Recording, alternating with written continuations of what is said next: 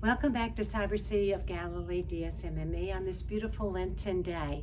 Now today, let's just think a little bit about the saints. Now when we get to heaven, do you know that there is going to be so many saints there beyond what our ability to count? However, in heaven, we'll be able to count much better than we do here on earth.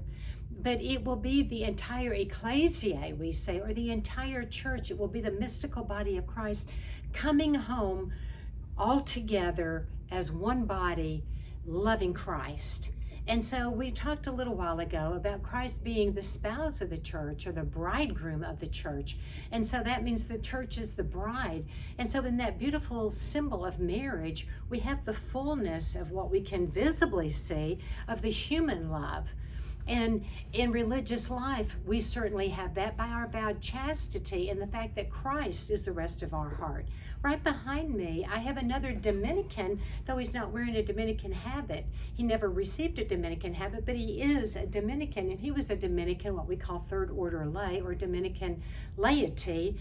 And he made his vows in the Dominican order, and this is Blessed Pier Giorgio Frassati, a super popular, very young saint, lived to be barely 24 years old, born June 6th, died July 4th, born 1901, died 1925, so just turned 24-ish.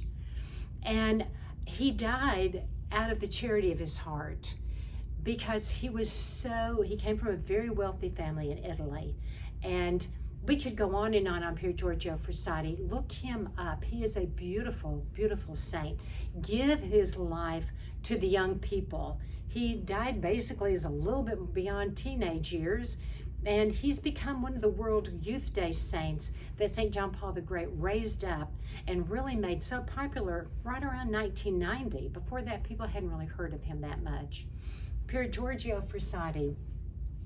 And he was unusual because he was born into a communist family, basically. And he was very generous with the wealth that he assessed around him from his family. His family really were wealthy. And so he would give to the poor, but he didn't just kind of give outside of himself. He would actually run to the poor and to the sick and nurse them and take care of them while he was also a student in the university.